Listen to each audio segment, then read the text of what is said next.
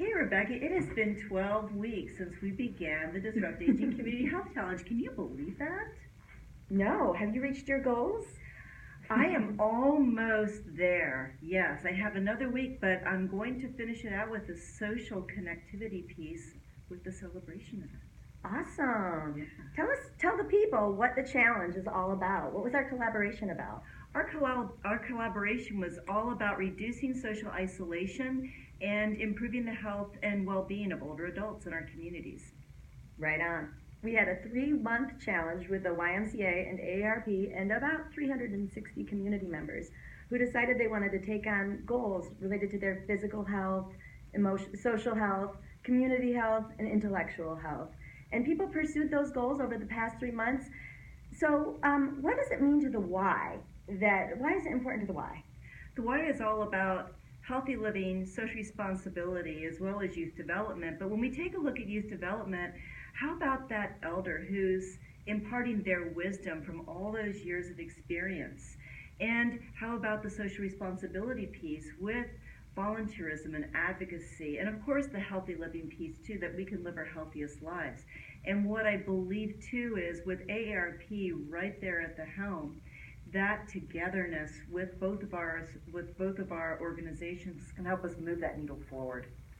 Exactly. I was thinking the same thing because the Y is already so invested in this community and vested and have already developed so much infrastructure. And AARP, being the more new kid on the block, new 50 plus on the block, is here to change the conversation about aging. And so working together really has changed that conversation in disrupting ageist stereotypes.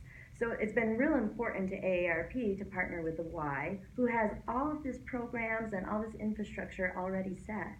So what did we accomplish, do you think, in this 12 weeks? You know, one of the things that I think that we accomplished was raising the question of what is disrupting aging? And really it's looking at ageism. And what does ageism mean in our community? And shaking things up so that we can talk about our older adults and the rich resources that are there and all that AARP has to offer with that, with workshops and advocacy and volunteerism and everything together so that we can all age well. Awesome. Yeah, we really feel like we have been the beneficiary of having a great partner because the Y also has all these programs, it has infrastructure, it has workout things, it has places where people can get together and just talk. So from the beginning with the big event at Healthy Aging Day to the end with our closing celebration at the Salvage Station in Buncombe County, I feel like we have moved the conversation forward. And I'd be remiss not to mention those conversations I've had with people who had a goal of getting out there and dancing or joining a coalition, a local group, or connecting with other people. And now we have them on video saying, wow, it made a difference for me to have a goal and to work together to achieve it.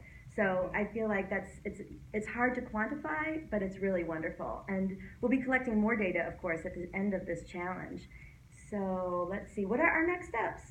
Our next steps, we take the foundation of where we started with those testimonials, with those stories. We have so many excited folks that have shared with us already what they have learned from the challenge, not just about themselves, but they've made new friends, they've made new connections, they're volunteering with AARP and the YMCA, and they're getting active physically, emotionally, spiritually. And so when we talk about those next steps, how about those coffee and conversations where we're bringing people in to continue those stories, to continue to make friends? What else do we have on the agenda? I think the biggest thing, like you're saying, is this is not an ending, this is a beginning.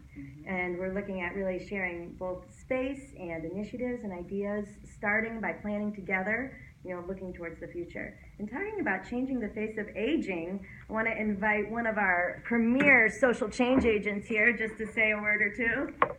Well, changes are needed.